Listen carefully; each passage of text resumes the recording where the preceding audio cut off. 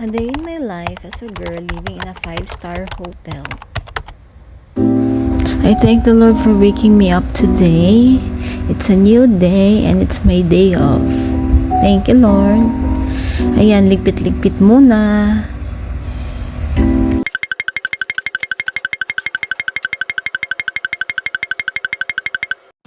Kailangan ko mag-prepare para bukas sa work, kaya ito, magpa-plancha muna ako.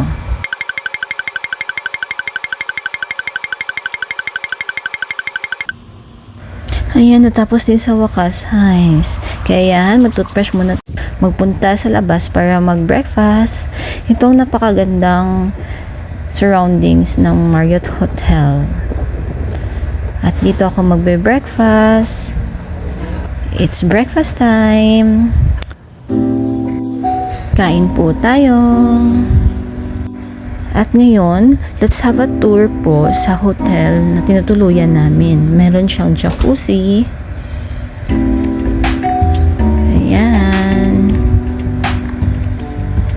Ito ang area niya. Meron ditong dressing area.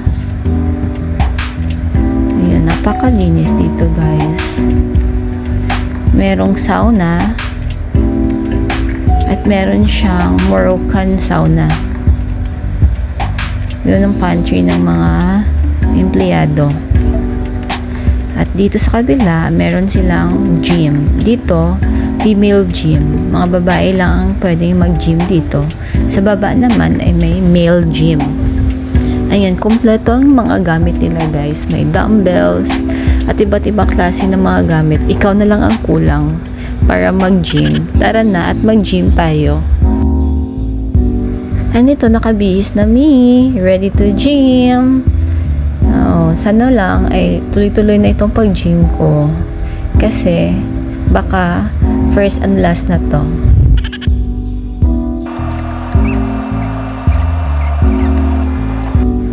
Ito pala yung locker nila, guys. Ang linis-linis at ang ganda-ganda.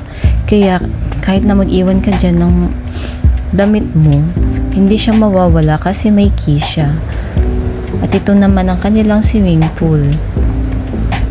Diba? Ang ganda-ganda, guys. Naka-indoor swimming pool kami. At ito, jacuzzi time muna. Ayan, aura-aura tayo sa gym. Kala mo naman ginagalingan mag-gym.